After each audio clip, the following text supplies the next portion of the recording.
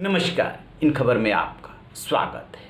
पश्चिम बंगाल में एक बार फिर सियासत गर्म है क्योंकि वहां की मुख्यमंत्री और टीएमसी प्रमुख ममता बनर्जी को ये चुनाव हर हाल में जीतना ही होगा यदि मुख्यमंत्री की कुर्सी पे बरकरार रहना है। तो बीजेपी ने उनके खिलाफ जो है एक महिला प्रियंका टिब्रेवाल को उतारा है। ये कौन है प्रियंका और बीजेपी ने उनके खिलाफ क्यों उतारा? क्या ममता बनर्जी को वो मुश्किल में डाल सकती हैं? तो जरा जानिए प्रियंका टिब्रेवाल के बारे में।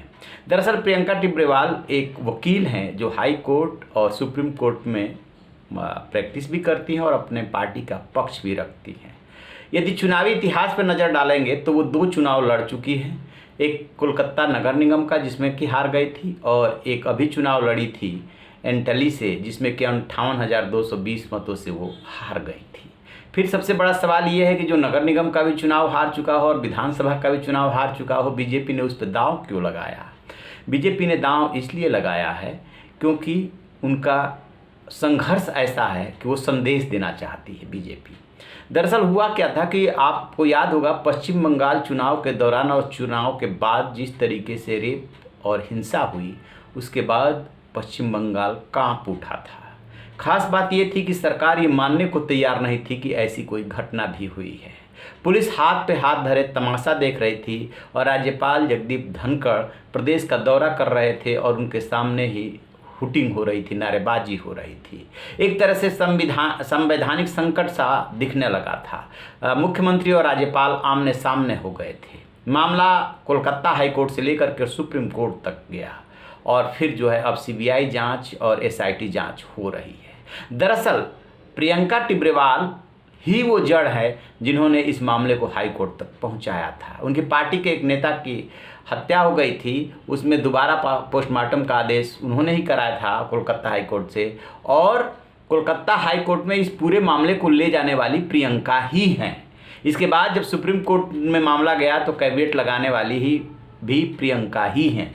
उनका बैकग्राउंड जानेंगे तो वो दिल्ली से पढ़ी लिखी हैं। इसके बाद उन्होंने कोलकाता से एलएलबी की डिग्री ली, फिर बाहर से जो है उन्होंने एमबीए किया और जो उनका एजुकेशन का रिकॉर्ड है वो बहुत ही अच्छा है। और जिस तरीके से उन्होंने ममता बनर्जी के खिलाफ संघर्ष किया है उसको बीजेपी ने रिकॉग्नाइज किया है और कहीं ना कहीं ममता बनर्जी और टीएमसी को ये संदेश देने की कोशिश की है कि वो वॉक ओवर नहीं देगी।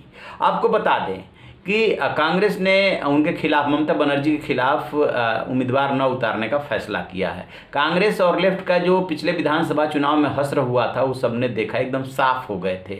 ममता बनर्जी बनाम बीजेपी की लड़ाई हो गई थी और उस लड़ाई में ममता बनर्जी बाजी मार ले गई थी। बीजेपी तमाम साधन झोंकने के बावजूद हार गई थी। हारने के बाद भी बीजेपी की खासियत ये है कि कोई भी चुनाव हो, छोटा हो या बड़ा हो, उससे वो छोटा नहीं समझती, पूरी मजबूती से लड़ती है। यहाँ के बारे में खबर ये है कि भवानीपुर में भी एक वार्ड में 8-8 विधायकों को तैनात किया है और कहा है कि पूरी मजबूती से चुनाव लड़ना है, यानी कि ममता बनर्जी को यहाँ भी वो घेरेगी।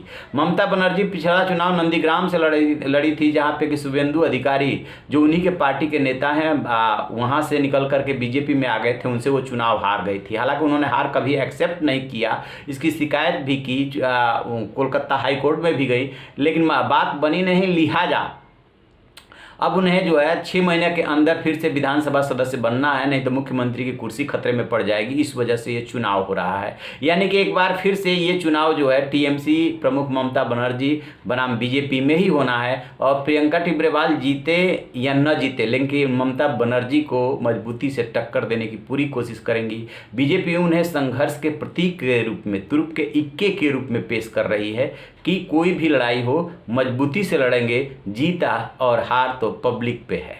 तो आप रहिए ना बेखबर, देखते रहिए इन खबर। Thank you.